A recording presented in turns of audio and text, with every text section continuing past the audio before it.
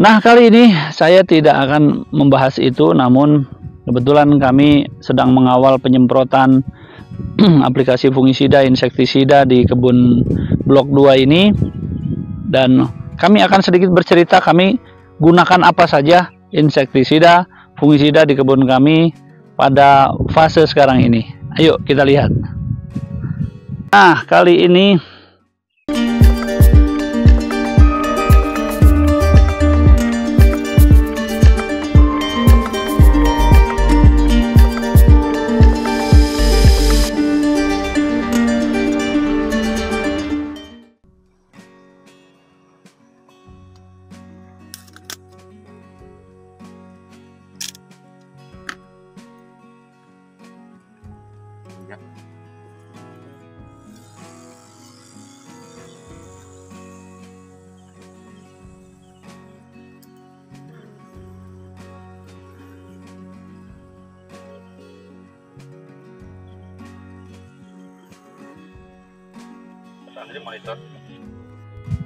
Assalamualaikum warahmatullahi wabarakatuh.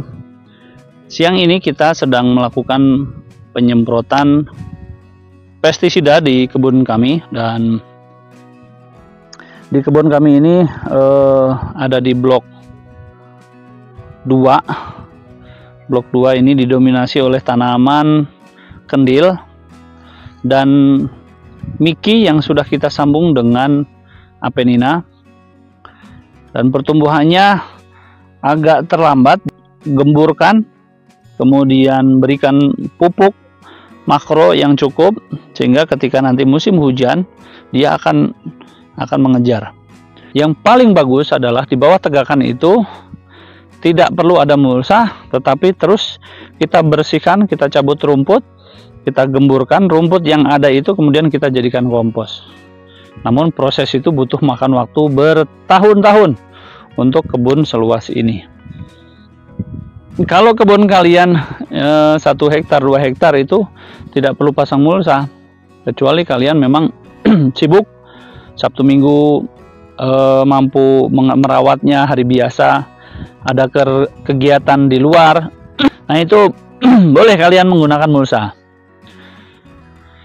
Nah, kali ini saya tidak akan membahas itu, namun kebetulan kami sedang mengawal penyemprotan aplikasi fungisida, insektisida di kebun blok 2 ini, dan kami akan sedikit bercerita kami gunakan apa saja insektisida, fungisida di kebun kami pada fase sekarang ini.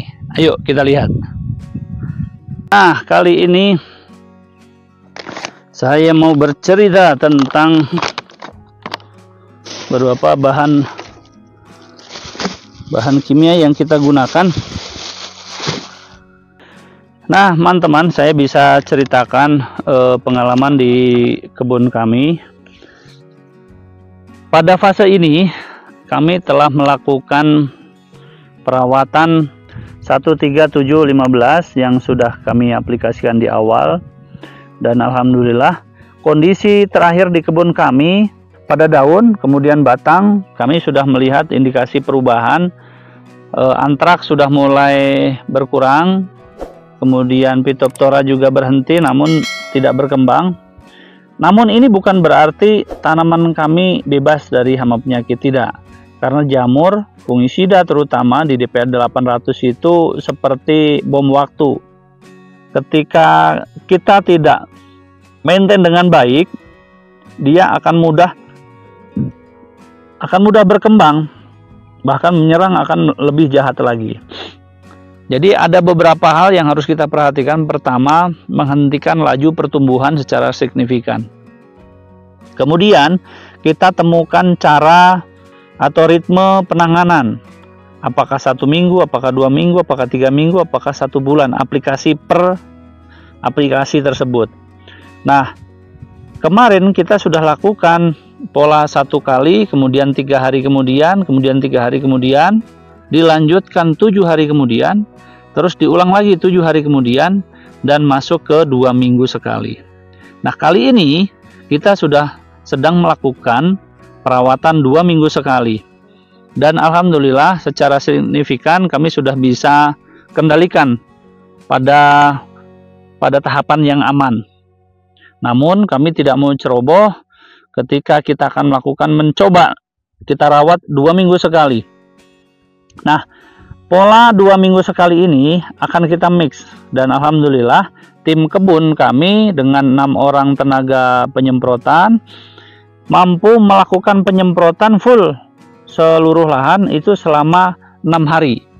Selama 6 hari itu kami selesai melakukan penyemprotan fungisida, insektisida, dan nutrisi daun.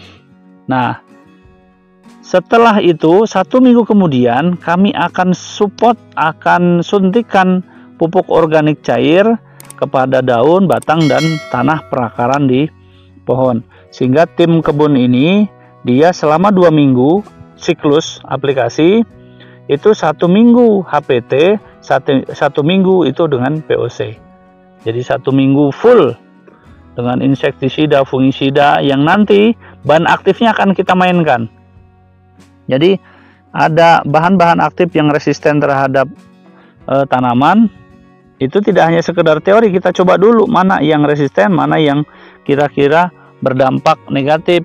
Nah, kita kurangi, sehingga kita akan coba selang-seling bahan aktifnya dan kadarnya, kandungannya itu akan kita kurangin demi kurangin, dan pada saatnya nanti kita akan coba dengan pestisida nabati.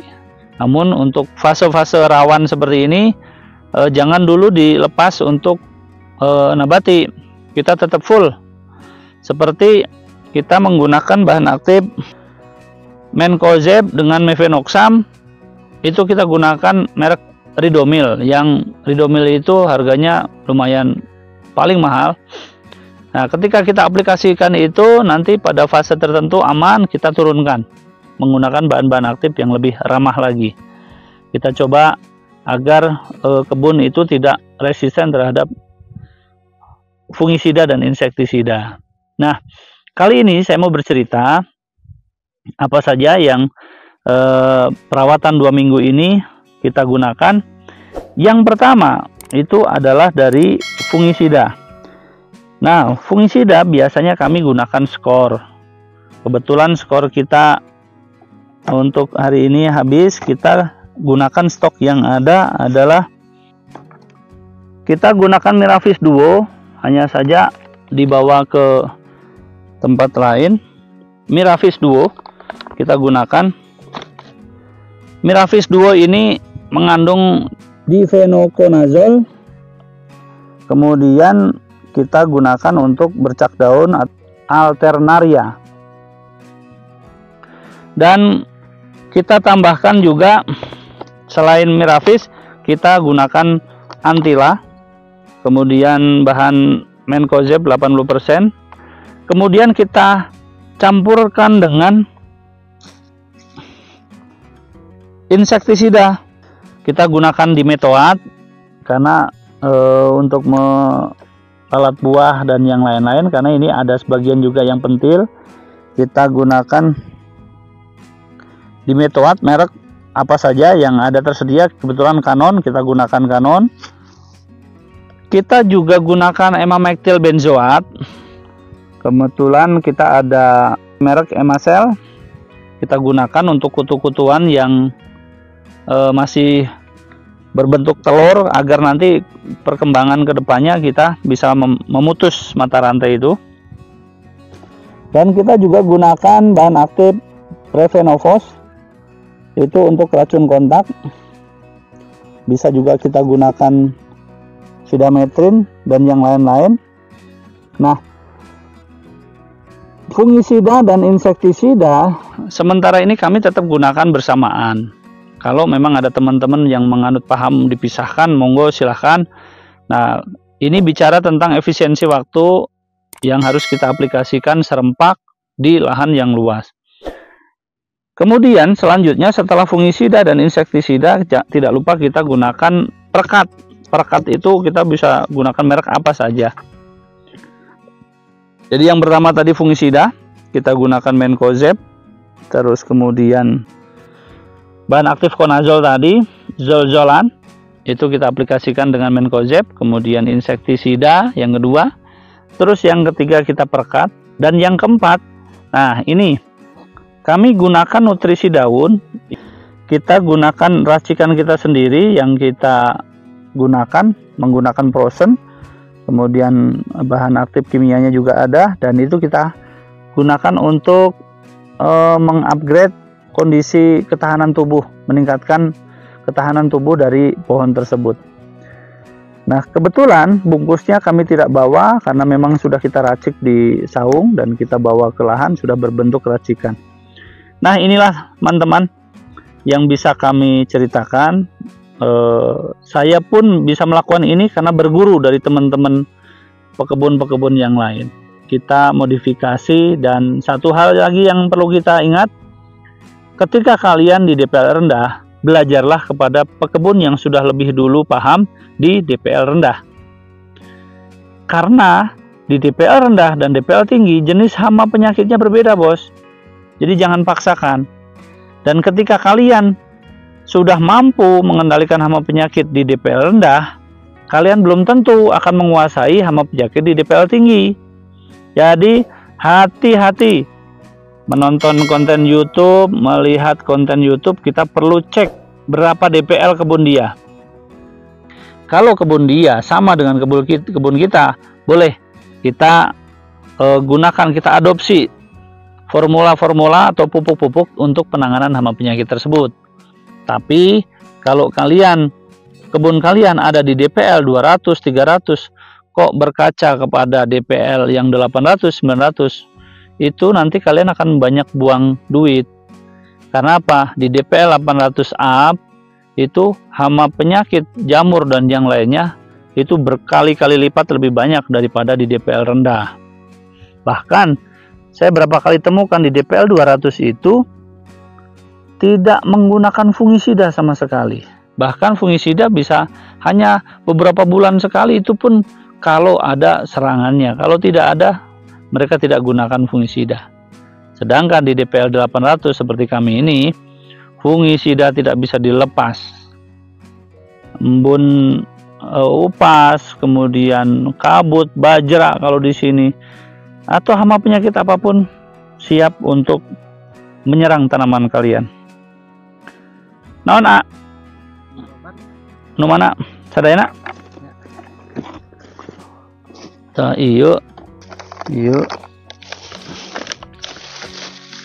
Tah ieu dikadikeun we. Tah.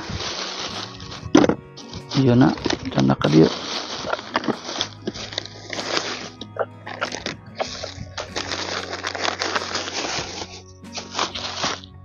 Nah, nih sama ini. Nah, iya saya sana kanggo ngoplos ge. Cok. Nah, itu ada tim kebun kami yang bergeser di sana, dan bicara tentang hama penyakit tanaman, saya tidak pernah puas dengan hasil yang kita lakukan. Terus saya penasaran dan terus menimba ilmu dari teman-teman pekebun yang lain yang punya channel YouTube maupun yang tidak, dan tidak hanya belajar ke pekebun alpukat, tetapi pekebun-pekebun sayuran pun saya tetap belajar.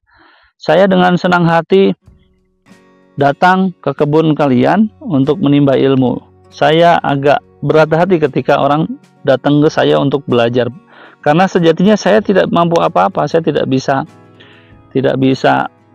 mengetahui apapun. Saya terus belajar dan belajar, sehingga kami mengaplikasikan apapun pengetahuan kami di kebun kami ini. Tidak ada kata sempurna, terus belajar dan belajar, dan itu semangat yang bisa kami tularkan ke teman-teman. Namun optimisme, keyakinan kami bahwa suatu saat kami mampu mengendalikan semua persoalan di kebun ini. Karena hanya satu PR bagi semua petani itu, bagaimana satu bisa mengalahkan persoalan di kebun dengan kos biaya yang rendah. Dan itu menjadi goal. Ketika itu sudah berhasil dilakukan, maka panen berapapun yang diberikan kepada kita semua layak kita syukuri. Dari Tanah Panjalu, kami bercerita di tengah kebun kami. Mudah-mudahan ini membawa manfaat, membawa inspirasi buat kita semuanya. Dan saya doakan kalian sehat selalu, optimis mengembangkan perkebunan, diselesaikan semua persoalan hidupnya tentang hutang piutang, sakit, dan apapun permasalahan yang sedang kalian hadapi. Optimis, hari esok pasti lebih baik. Salam dari Bang Thaib. Assalamualaikum warahmatullahi wabarakatuh.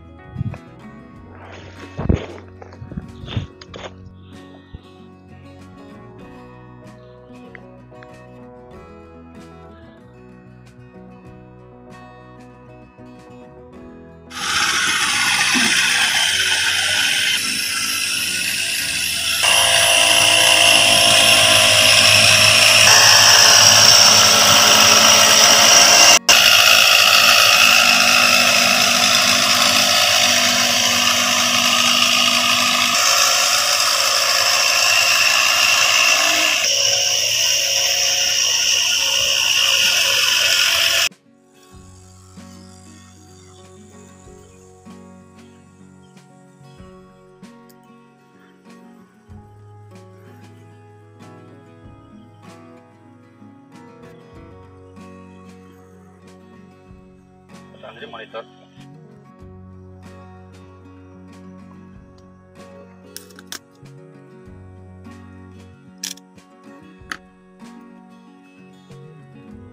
Ya.